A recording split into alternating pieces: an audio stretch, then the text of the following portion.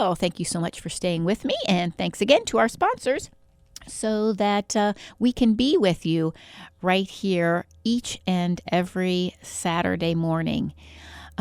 So we are talking to you today about what's going on in our landscapes, in our flower beds, in our gardens, and there is a lot going on, and a lot that you still can be doing. So we have still people wanting to plant, and many people asking about that. What can I still be planting in the garden? And there are several things that you can still be planting. Lettuces, any of those cold crops.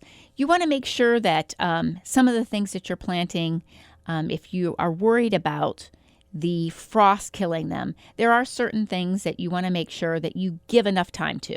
So there is actually a list of plants. I'm not sure where I saw this, probably on Facebook, but I will post this on our Facebook page so everyone has it. But like right now, it's too late to start a new crop of beans and cucumbers. But it's definitely not too late. Now, probably from seed, you don't want to start broccoli or Brussels sprouts or cabbage. But if you are like coming to our place and buying the starters that we have, you can still start, broccoli, cauliflower, kohlrabi, all of those cold crops, even some of the things that you might not think about, like celery or fennel or parsley. You can still plant those outside if you didn't have them planted, or have them in a pot and leave them outside, because they can really handle, really, really quite cold temperatures, and you're not going to have an issue with them.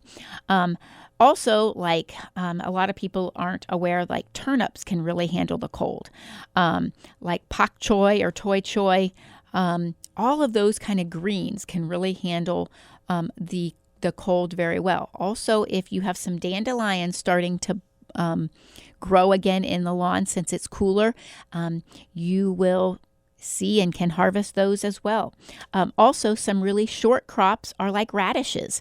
Radishes are very, very short, so you can go ahead and plant those and not have any issues with that either. So make sure that you are planning it out. If you do have questions that if something that you're thinking about planting, you still have time, or if you have any other question, like we always say, any other question like Melody asked or Sarah asked this week, please feel free to give us a call at 330-455-5997, or of course, email me at Cindy Petitti, that's CindyPettitti@gmail.com. Or you can come into the store at 5828 Columbus Road, right there on the corner of Columbus Road and Broadway, and just bring your questions to us. You can bring us a leaf. You can bring us just the question like, can I plant this now? And then we can just go ahead and go out to the greenhouse and get it for you, and we'll be all set. So feel free to do that so that you can have your questions answered at any time. Also, we will be at the Canton Farmers Market next week. Remember, the farmers markets are going on. Alliance is going on right now as we speak. The Canton Farmers Market as well. Plain Township Farmers Market, remember, is on Wednesday nights, as well as the Tuscarawas County Farmers Market. Tuscarawas County Farmers Market is at the fairgrounds, and the Plain Farmers Market is behind the fire station on Schneider, right beside High Mill Church of the Resurrection, where you will park. And there's a nice little bridge to walk over to the farmers market. So remember to patronize the farmers at the farmers markets. They're going to have wonderful produce for you right now.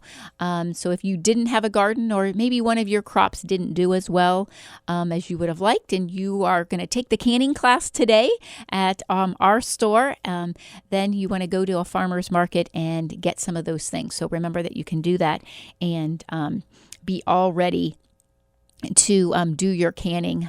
Hopefully you can go get your jars, get your canner. We're going to have all of that at the class today so you can see everything that you need. We're even going to give you all a little hint. We're going to be making pear sauce today and canning it. And we're going to show you how easy that is if you have a Ninja or a Vitamix or some kind of a powerful blender where you can make those things very easily and then make your homemade sauces so easy and can them, and then that way you're going to have them throughout the season. So we want to make sure that all of you have all of that information. Now, we have a couple things that we want to tell everyone about besides the canning class. We want you to mark your calendar of October 19th, and that is our annual fall festival. And we will be doing all kinds of the fun things that we've done in the past, with the sauerkraut and the apple butter and our spooky maze, different things like that. So please mark your calendar for October 19th to come out to our fall festival. We also will be giving horse rides this year. So if you or your youngster, we have a full-size horse, so it's not just a pony for kids. If you would like to take a nice little jaunt on a beautiful Morgan horse, we have our Morgan, and you can take a ride around the farm.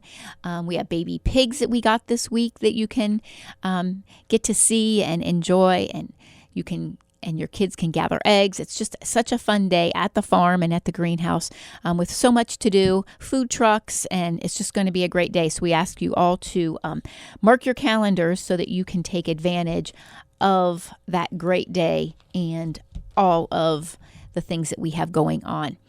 There's also fall festivals going on all over the community right now. I know Arrowhead Orchard, they have one going on every weekend. Mays Valley does. The Kings in Hartville, they have a fall festival going on. So there's just all kinds of stuff to do in the fall. So, make sure that you're going out and enjoying this beautiful weather in the fall that we have going on. We've had a couple other questions that we want to make sure that we get answered today for you, and then we'll remind everybody about that canning class at the end of the show again and get you the details for that. So we've had some questions, and this is sort of an odd one, about strawberries. And they had ever-blooming strawberries, and they thought that their ever-blooming strawberries would be giving them this enormous amount of strawberries all season long. So they planted several of the, all-season strawberries, and now they're disappointed. And so their question was, I planted these because I wanted strawberries from the beginning of the summer to the end of the summer. And that is how this works. So if you want a lot of strawberries, so that you can make jam, or that you can pick and to freeze them for the winter, you want a June-bearing strawberry. So I'm going to tell you this now so that you'll know for next year. You're going to want a June-bearing strawberry. And you want that because you're going to have a lot coming on all at once so that you have enough that you can make jam or that you can freeze or make pies or whatever you want. An all-season bearing strawberry, they're going to give you strawberries all season long, but you're not going to get as many at one time. So you would have to plant a lot of plants, like 40 or 50 at least of the ever-bearing strawberries to ever get enough. And it's still going to be hard to get enough at one time because they just come on sporadically. Now, we have ever-bearing strawberries at the greenhouse right now in hanging baskets, and every 2 or 3 days, we all have a couple strawberries. But if we put them in the refrigerator so that we could build up enough that we could get enough to make a batch of strawberry jam, the first ones would start to go bad first. So that's sort of what you play off of. If you want ever-bearing strawberries, they're going to be enough to snack on throughout the summer, but not enough to, do these other things with. So if you want both, you should plant some June-bearing strawberries so that you're going to get a lot, and still you're going to want several plants. This isn't something that you're going to have enough to make strawberry jam off of with 10 plants. You're going to want to, do at least 25 plants to get enough that you are going to be able to have enough that you can freeze for winter or make strawberry jam, something like that. And then have some of the everbearing ones so that you can snack on them and enjoy them throughout the rest of the summer. But that was, I felt bad for this woman. She was very all anticipating that this was going to work out perfectly for her, and she had it all planned out, and then she was very disappointed. So I felt bad that maybe somebody hadn't explained that whole situation to her. But Barbara, hopefully you're all settled now, and we understand what we're going to have to do next year to get you a lot of those strawberries at once so that you can make some great strawberry jam. This was not really a question, just a conversation piece that came up was about squash, and the specific squash was zucchini. And so many times people are, they get so much zucchini at this time of year and the last month even, so much zucchini they don't know what to do with it.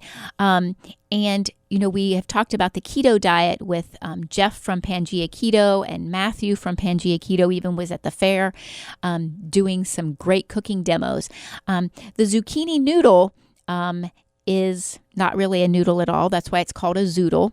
But if you have a lot of zucchini and you're not, you're like, I can't shred any more to make any more zucchini bread throughout the winter, I don't know what to do with it, you always can. This works out very, very well, and I've done it, is to spiralize your zucchini with your zoodle maker, and you can get one from Pampered Chef. I think probably some discount stores has them as well, but you can make your zoodles and then you can dehydrate them, because a lot of people say it doesn't work well to freeze them. They don't hold up well. So you can dehydrate them in your dehydrator, and we're going to go over a few of these things in our canning class actually later today. But you can dehydrate them and then throw them in your water, rehydrate them, and it works out wonderfully. So go ahead and try that, or make sure you come to the canning class today, and we're going to go over that. But dehydrating your zucchini that way works out very, very well.